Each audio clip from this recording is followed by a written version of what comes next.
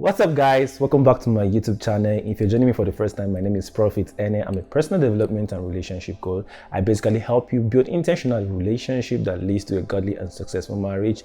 So in today's video, we are continuing from a series we have been on for some weeks now. We're still talking about communication, and in today's video, we'll be specifically looking at unhealthy patterns you need to avoid in your relationship when communicating. So if you're interested, keep watching.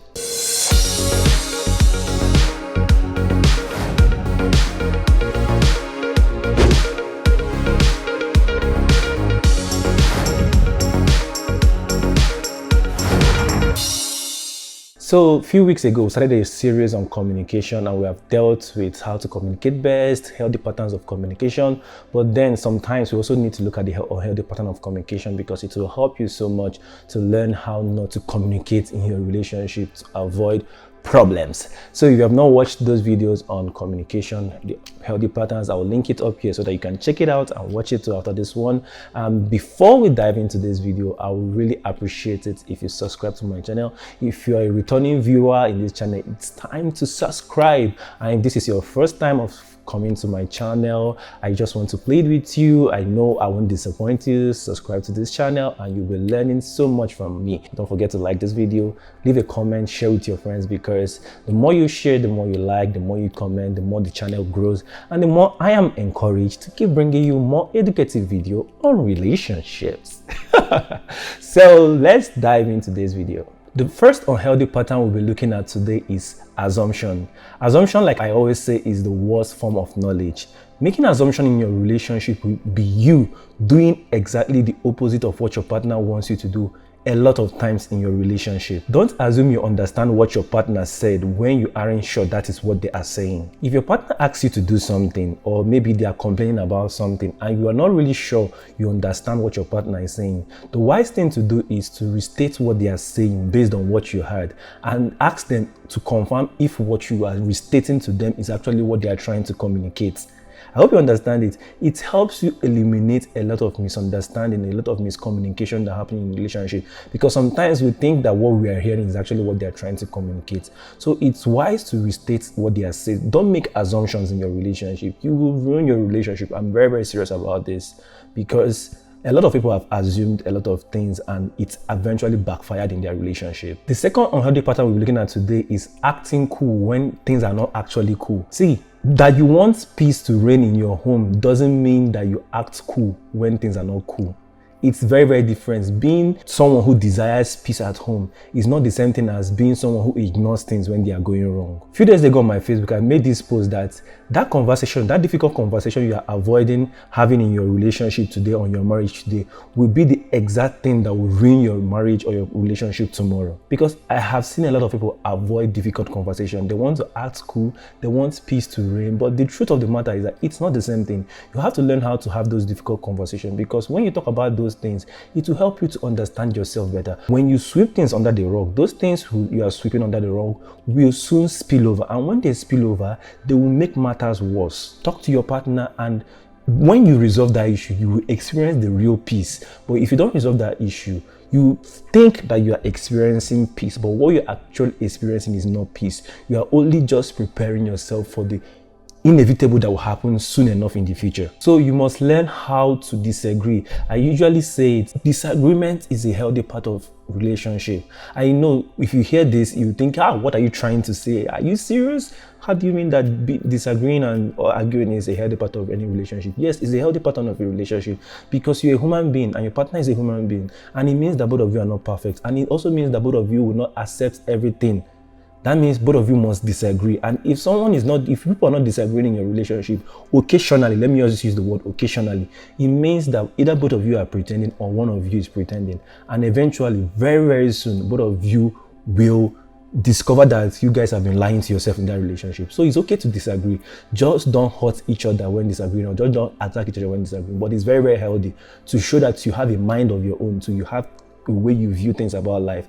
So don't be afraid to disagree, because that's one thing most people are trying to avoid. They don't want to disagree. They don't want to argue with their partner. So they want to allow peace to reign and stuff like that. And they end up ruining their relationship because they are busy sweeping things under the rug. Have those difficult conversations today and resolve whatever it is or whatever challenge you are facing in your relationship. The next one is emotional manipulation.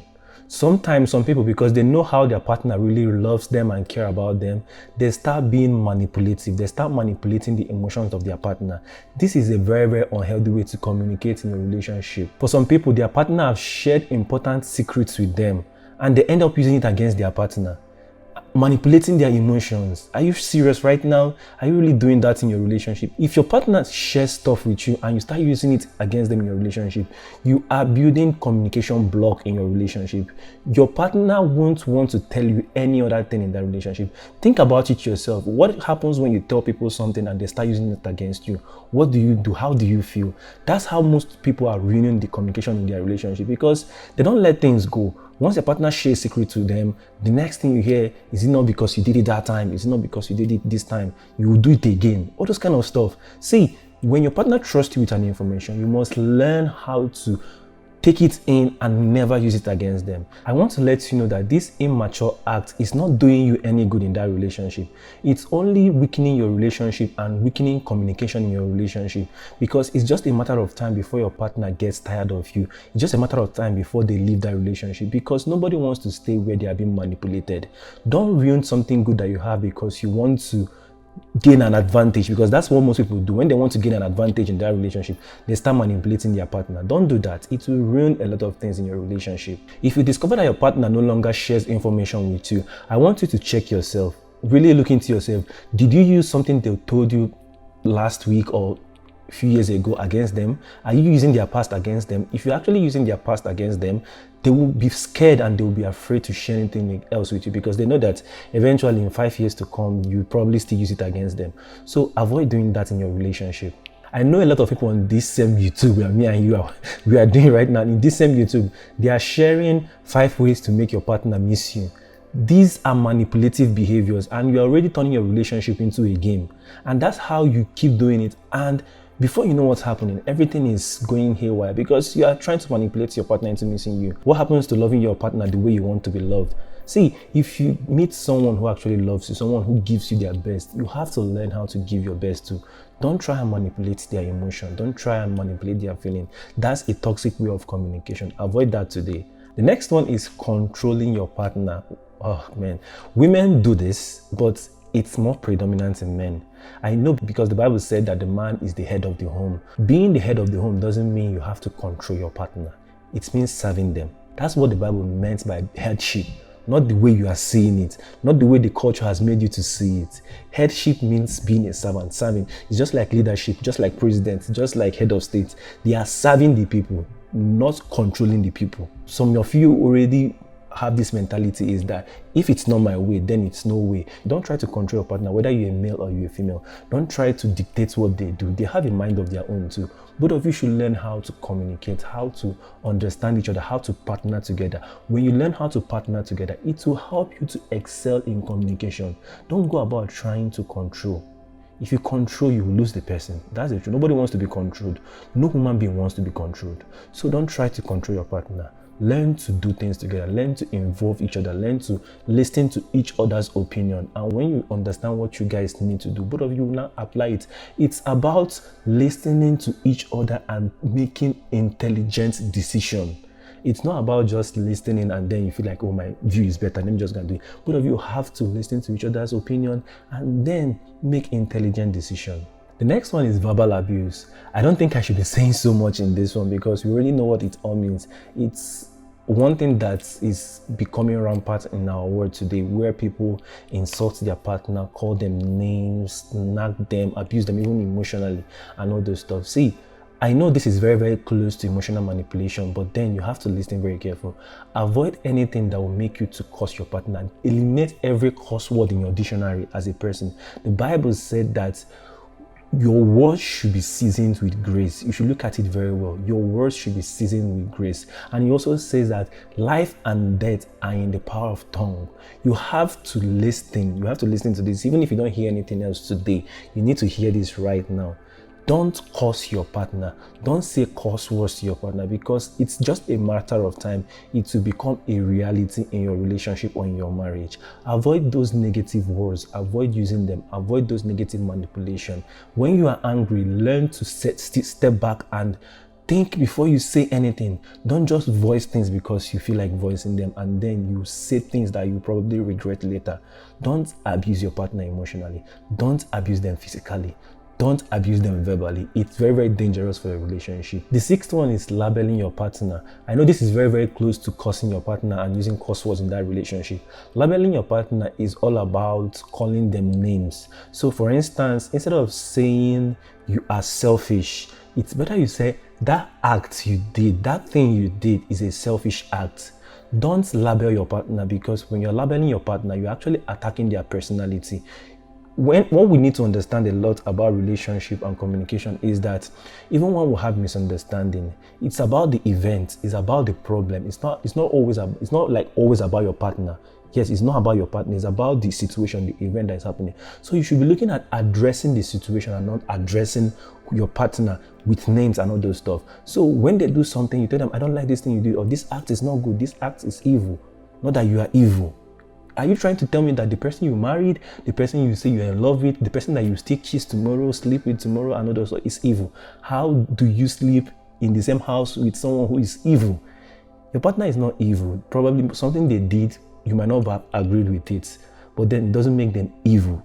You understand what I'm trying to say? So I will encourage you today to stop any form of label. Don't use labels on your partner, because most times in your relationship, it's not going to be all rosy. But I want you to remember that it's you and your partner against the world, and not you and your partner against each other. The next one is regurgitating issues. What is it all about? It's about bringing up matters that you have already tackled in the past up when communicating or when tackling issues in your relationship. There are a lot of people today, when something happened in the past, they argue about it, they solve it, they tackle it, and now we are believing that it's now in the past. But then you see some people that when something else happened in their relationship, instead of tackling that particular situation that is coming up, they start to remember everything that has happened in the past, or their partner did wrong to them. This is hurting communication in your relationship. This will make your partner not want to engage you in talking about things, because they know that at the end of the day, if they eventually decide to talk to you about a situation, you will bring up the past. If they decide to share something with you, you will bring up the past and start recounting, you did it last year, you did it last 2 years, you did it last 3 years. See, whenever you resolve a situation, whenever you resolve conflict in your relationship, let that conflict or that situation die there. You have resolved it, you have settled it, and that is it. Don't bring it up later, unless you didn't resolve it then. So once you resolve it, don't bring it up. Sometimes, even when you forgive them for that thing, don't bring it up again. Try as much as possible not to bring it up, because when you bring it up, it hurts your relationship, it hurts communication. So stop bringing up matters that you have handled in the past in a fresh argument. You understand that?